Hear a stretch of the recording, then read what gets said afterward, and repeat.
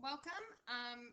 This video will cover sections 1.4 through 1.7, and then I'll do a separate one for 1.8 as it has the most complicated examples. So, section 1.4, the real number system. Any number that can be represented on the number line. And so then we go into types of numbers, and I attempted to have a circle chart here to show you the relationship, but that kind of failed because my handwriting was too big.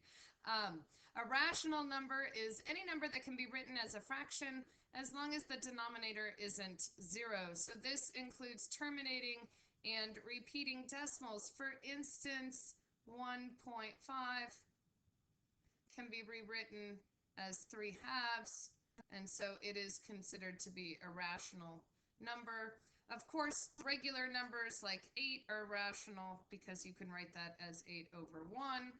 Or we can have a repeating decimal like 0.333333 can be written as 1/3. And so all of those types of numbers are in the rational set of numbers. I should mention now that set notation uses these fancy squiggles that you see in some of the other sets down here. And so they are a set, even though it is an infinite set, it has an infinite number of numbers within that group. Irrational numbers are decimals that do not end or repeat, like pi is 3.141 and it goes forever, or radical 2 is a number that goes forever, and if you put that in your calculator, you will see that that just continues indefinitely. In fact, most irrationals are radicals that are not simplified. They cannot be simplified, and we get into more radical types of problems later in our course as well. Integers are whole numbers and their opposites, like 3 and -3, 5 and -5, 10 and -10, and whole numbers start with 0, and then anything that can be described as a whole. Think of, like, counting apples. 1, 2, 3, 4, 5, 6, no fractions, no decimals, nothing like that. And then under the whole numbers, we have the natural numbers. They're also called the counting numbers because in general, we don't teach our children to count using 0. The very first number they learn is that I have 1 cookie, and then I have 2 cookies and 3 cookies. And so, excuse me, the only difference between whole and natural is that placement of 0. All right. Then we get into something called absolute value. In general, absolute value means make it positive because it is referring to how many spaces there are on the number line and the distance from 0. So whether I go right 3 or whether I go left 3, I had to travel 3 spaces.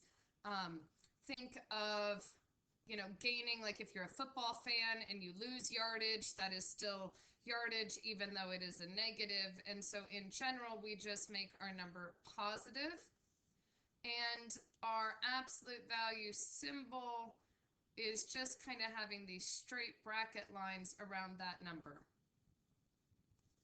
So our first example here is to insert either a less than, a greater than, or an equal sign to make each statement true. Remember the old childhood expression that the alligator mouth always opens to the bigger number. So let's simplify these absolute values first. The absolute value of -4 is 4. The absolute value of -15 is 15. 15 is a larger number than 4, and so it would be 4 is less than 15, the alligator mouth opening to the bigger number here. Now, some students always want to just do the opposite with absolute value, so don't change this one to a -20. The absolute value of 20 just is 20, and the absolute value of -15 is 15, and so then it would switch and go the other direction. 20 is greater than 15.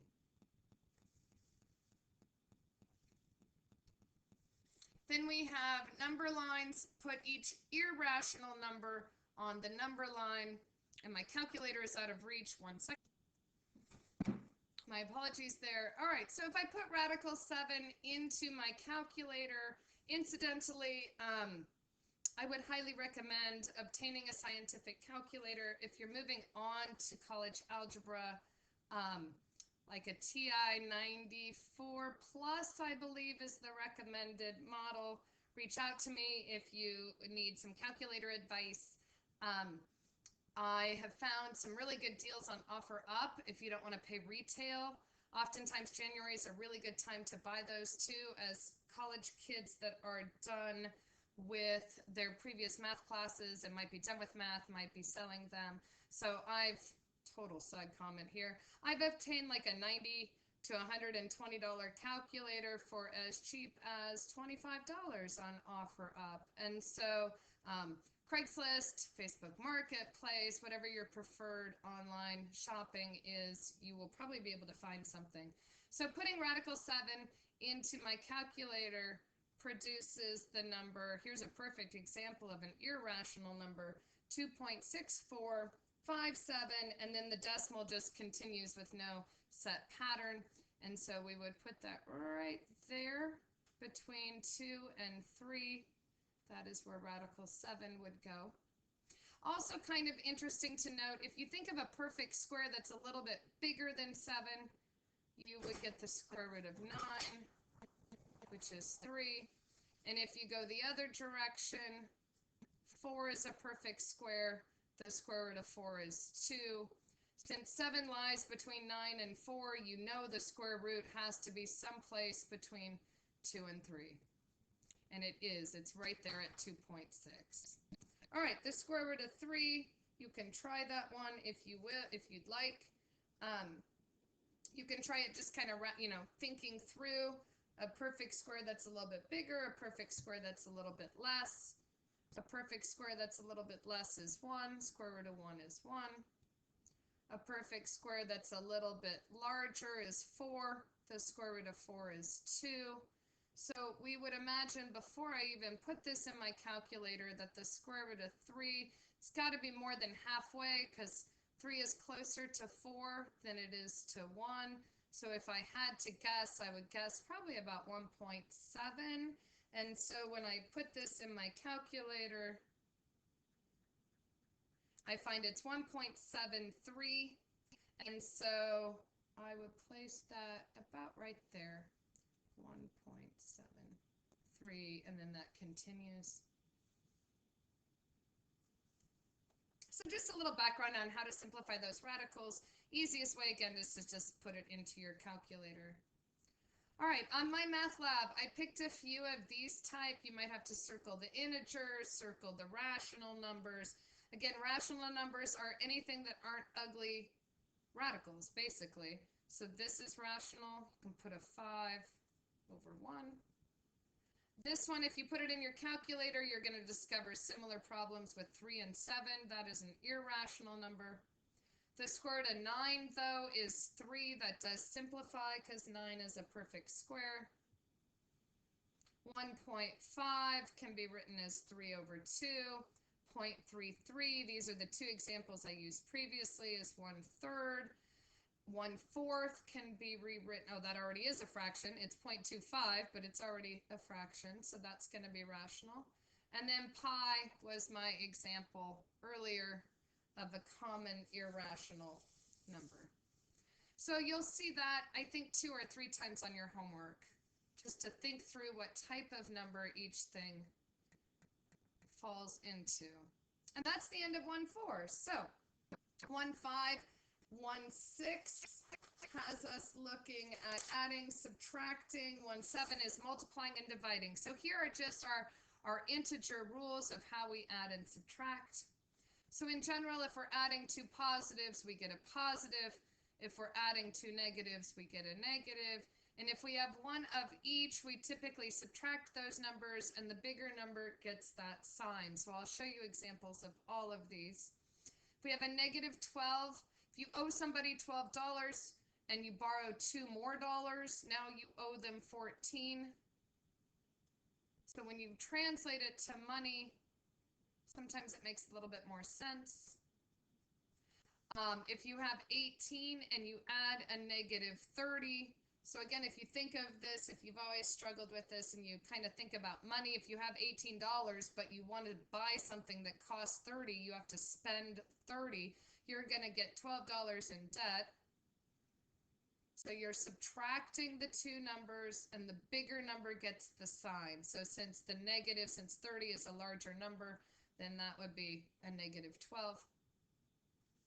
And here another opportunity to practice adding two fractions. These do not have any common factors, so this is an example where I would just multiply those numbers. So my common denominator here is going to be 24. And so I have to multiply 8 times 3. So I need to multiply 5 times 3, and since that's negative, it's going to be a negative 15. I have to multiply 3 by 8. So 3 times 8 is 24. So 2 times 8 is 16. So I have a negative 15 and a positive 16. And so I'm going to end up with a positive 1 over 24.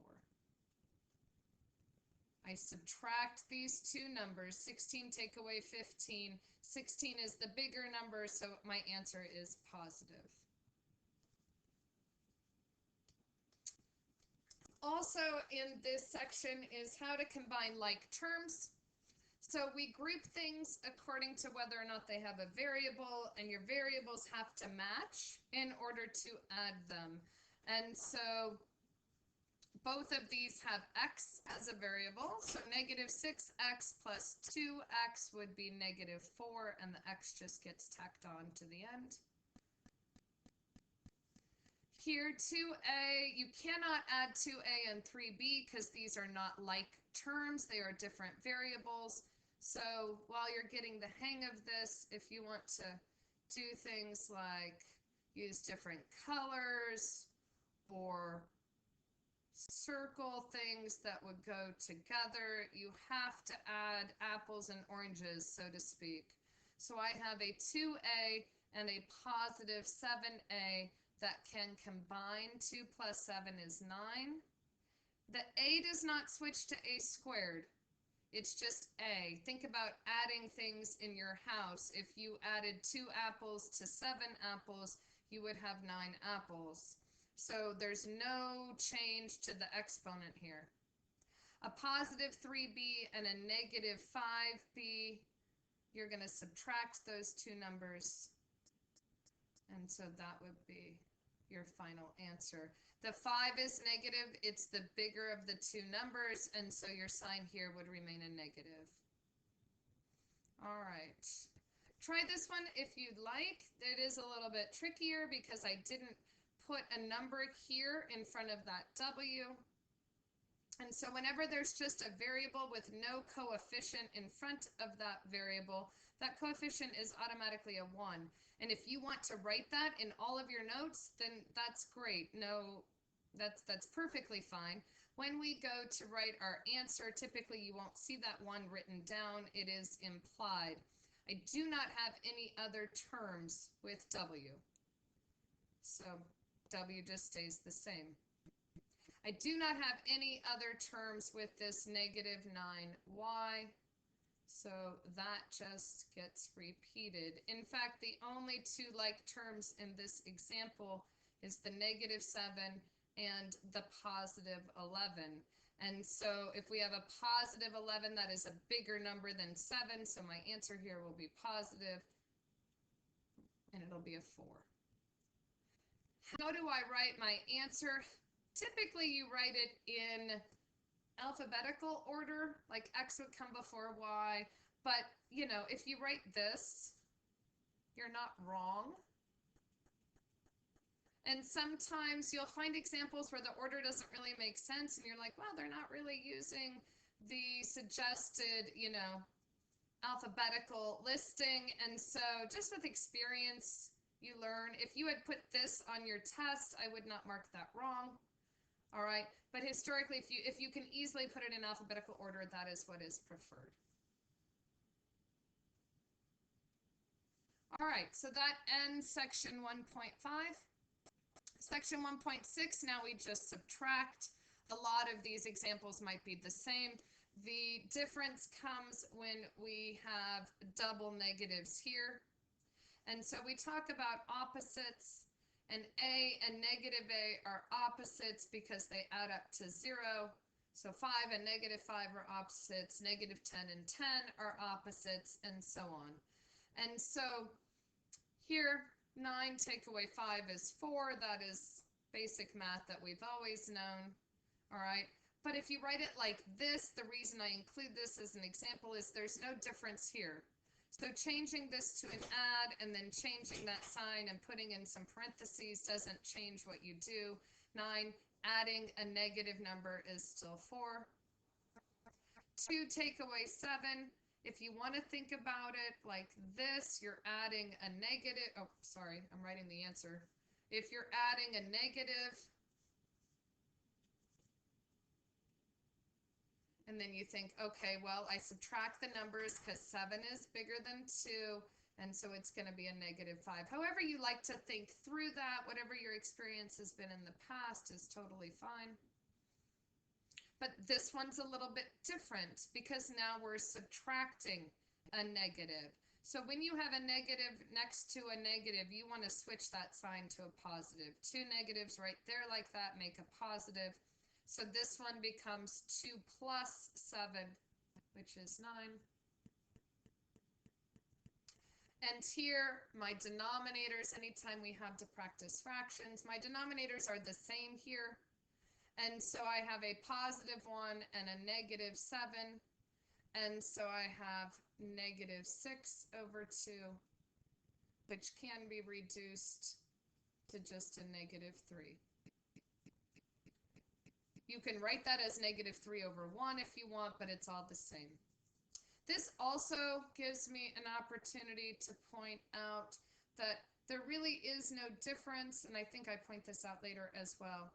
If you attach that negative, this negative right here, if you attach that negative to the numerator, or if you attach that negative to the denominator, or if you have it out in front of your fraction, there really is no difference. And so in the case of adding and subtracting, we would always attach it to the numerator, to that top number. Okay, but there are times where this might prove more useful, and there's times where you would just write it out in front, but all of these things are equivalent. All right, if you would like to stop and kind of try this one. Obviously, it's a little bit more challenging. So we're going to do 8, a negative, and a negative is going to change to a positive, so that's going to be 8 plus 4 is 12. Take away 2 is 10. We have 2 negatives here, so 10 plus 5 is 15, plus another 3 gives us 18. And of course, you can just type that into your calculator and have your calculator do the work. But anything that you're able to just kind of practice doing things in your head and getting your brain working mathematically, that's never a bad thing. And so now we still continue on our combining like terms. I'm not quite sure why the book separates this into 2 separate adding and subtracting, 2 separate sections. So to some extent, I'm repeating myself here. We have a negative 10x and a positive 12x, and so that gives us 2x, and nothing combines with that 11. So that's our final answer. Over here, I've got this y and this y. I've got negative 3x and positive 2x, and then I've got nothing that can go with that 9. And so you can write it out the first time and then reorder if you choose, or you can just start with the x's. A minus 3 and a positive 2 is negative 1x, or just negative x. a 5y and a negative 6y is minus 1y, and then the 9 goes on the end. Looking at your try, I only gave you x as a variable, so we're going to put all of these things together. 13 take away 6 is 7. 7 added with 4 is 11x.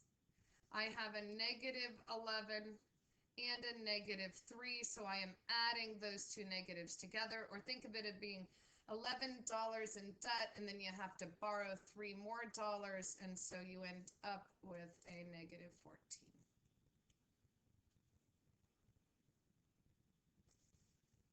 All right, I think we're probably going straight into multiply and divide here. Yep.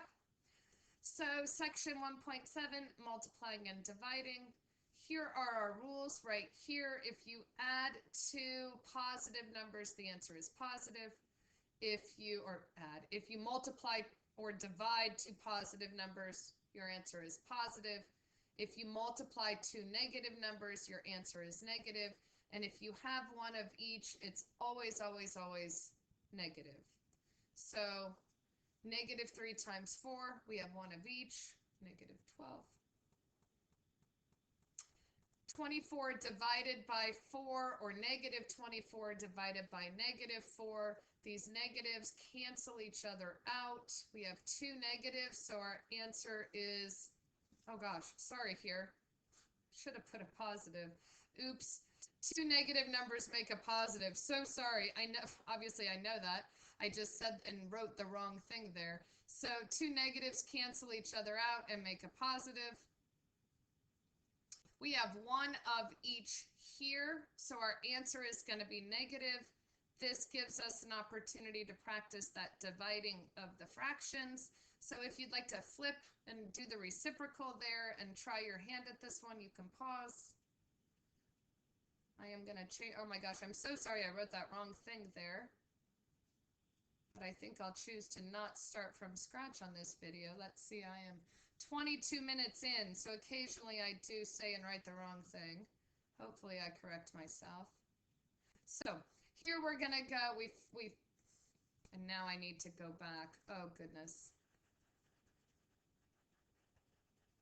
I'm talking about my mistake while making another one. All right, let's try this one again.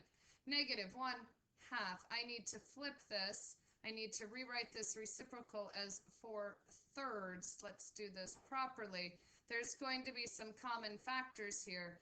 2 divides into itself once. 2 divides into 4 twice. Negative 1 times 2, we have one of each, so our answer is going to be negative 2. 1 times 3 is 3. And so our final answer is negative 2/3. All right, how do we do D? We have 3 numbers. So let's look at our pairings. It looks like we have 2 positives and a negative. So anytime you have an odd number of negatives, your answer will be negative. So you can go all the way through. There's a lot of different ways you can group this. 6 times 8 is 48. And since one of them is negative, it's going to be negative 48 over 1 times 1/4. Or just divide by 4 on your calculator. 4 goes into 48 negative 12 times because of this negative sign right here. That's not the only way you could approach this. You could think about, gosh, well, 4 goes into 8 twice, so 4 goes into negative 8 negative 2 times, and then multiplied 6 by negative 2 and gotten the same answer. There's a lot of variations here. All right, number E, letter E, we have a divided sign right here. I'm going to rewrite that 14 over 1 so that it looks like a fraction. I'm going to write the reciprocal of this second fraction. I'm going to look for common factors. 7 and 14 are both divisible by 7. So 7 goes into itself once. Don't forget that negative though. So because this fraction is positive and this fraction is negative, my answer will be negative for sure. All right. How you want to write that is up to you. So that's going to go in negative 1 times 7 goes into 14 twice. 2 and 4 do have a common factor, but since they're both in the numerator, you cannot cancel. 2 times 4 is 8 over 1 times 1 is 1. And I already wrote that negative right there. So again, it doesn't matter if that negative's in the numerator or that negative's in the denominator or if that negative's out in front, but you only want to have it one time.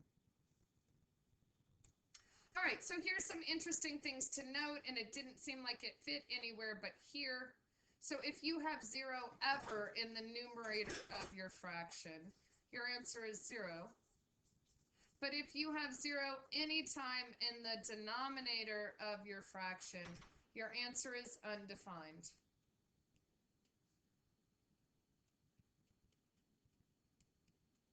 So you cannot simplify this. And usually when I explain this to students, I think of something tangible, like a pizza. So if I were to, let's see if I can separate this into 5 pieces relatively nicely, not too bad. All right, so if I think of a pizza that I divided into 5 slices, all right, and then I didn't share any, so I didn't give you any slices out of the 5, you would have no slices. You would have none of my pizza. But here, how do I give you 5 slices of a pizza that doesn't exist in the first place? Like, I don't have any slices. I started with nothing. So how do I give you 5 if I have nothing? And so it just doesn't make any sense. So we say that is undefined.